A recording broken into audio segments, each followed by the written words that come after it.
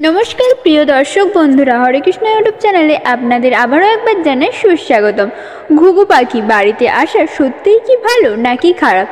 यदि घुघु पाखी बाड़ीते आसे ताहले कि हय? एमनई एक प्रश्नेर उत्तर निये एसेछि आजकेर एई भिडियोटिर माध्यमे। घुघु पाखी कि शुभ नाकि अशुभ? ताहले चलुन एई तथ्यटी जेने नेওয়া যাক। शुरू करा যাক बंधुरा। आमरा छोटोबेला थेकेई घुघु पाखी बाड़ीते आसा निये अनेक प्रचलित कथा शुनेछि।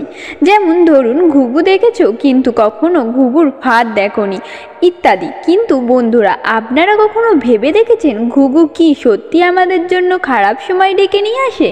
देखबेन अनेक समय बाड़ीते घुघु पाखी बासा बाঁধে আর বাড়ির লোকেরা তড়িঘড়ি করে সেই বাসা ভাঙার আয়োজনও করে। কিন্তু কেন ভাঙতে হবে সেই বাসা?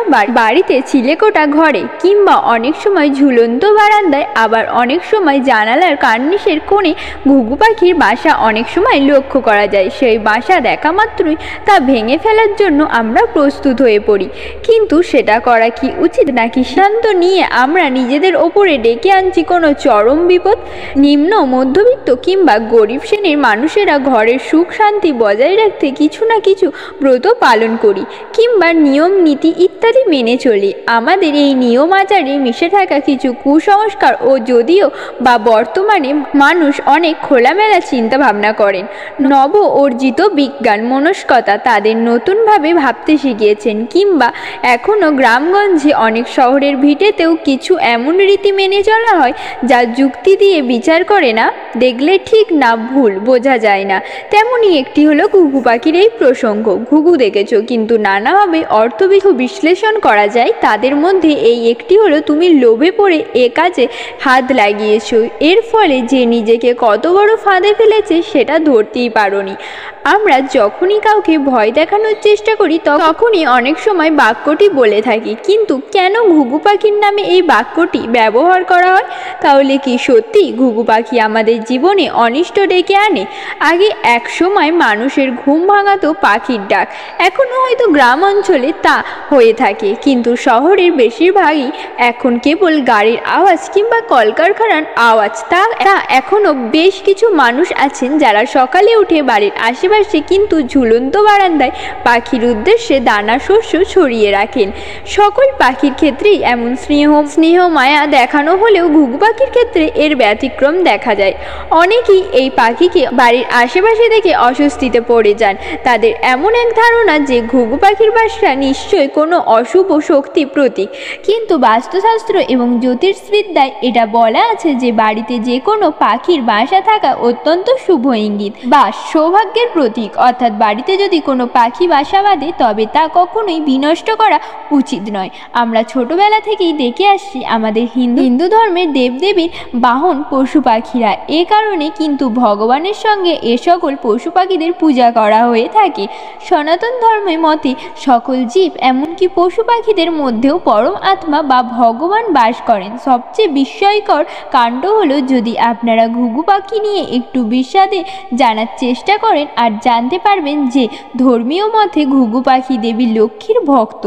তাই বাড়িতে ঘুঘু পাখি বাসা বাঁধলে তা ভেঙে ফেলা একেবারেই উচিত নয়, বরং যে গৃহে ঘুঘু পাখি বাসা বাঁধে সেই গৃহে সবসময় সুখ শান্তি আনন্দ বিরাজমান। এখন থেকে শুরু হয় ঘুঘু পাখির বাসা ভাঙার চেষ্টা এবং প্রচালিত হয় এই বাক্য ভাঙতে হবে ঘুঘুর বাসা, যা আসলে শত্রুর পক্ষে বক্তব্য যাতে তারা সুখে শান্তিতে থাকে, পরিবারের শান্তি বিনষ্ট করতে পারে। ঘুঘু পাখির বাসা ভেঙে তাদের গৃহে বিরাজমান মা লক্ষ্মীকে চঞ্চলা করতে পারে। কিন্তু মানুষ এই বাক্যটিকে ভুল অর্থে ব্যবহার করতে শুরু করে, কারণ না জেনে নিজের বাড়িতে থাকা ঘুঘু পাখির বাসা ভাঙতে শুরু করে। বৈজ্ঞানিক মতে পরিবেশের ভারসাম্য রক্ষা করতে যে কোনো প্রাণীর জীবন মহামূল্যবান। পশু পাখিদের মধ্যে পাখির সবথেকে বেশি ভূমিকা পালন করে। বাস্তুতন্ত্রের সদস্য হিসাবে পরাগায়নকারী, বিষ বিচারণকারী এবং বাস্তুতন্ত্রের প্রকৌশলী সহ অনেক ভূমিকা পালন করে। সাধারণত যে কোনো পাখি শান্ত পরিবেশে থাকতে পছন্দ করে। যে কোনো পাখিদের বসবাস জানবেন সেখানেই পরিবেশ স্নিগ্ধ, বাতাসের দূষণ কম। ঘুঘু পাখি নিজেরাই বড্ড শান্তি প্রকৃতির হয়ে থাকে। ঘুঘু পাখি যদি কখনো বাড়িতে আশ্রয় নিয়ে থাকে তাহলে বুঝতে হবে সেই বাড়ির পরিবেশ ভালো লেগেছে। একটি পাখি তখনই বাসা বাঁধে যখন সে নতুন প্রাণের জন্ম দেয়।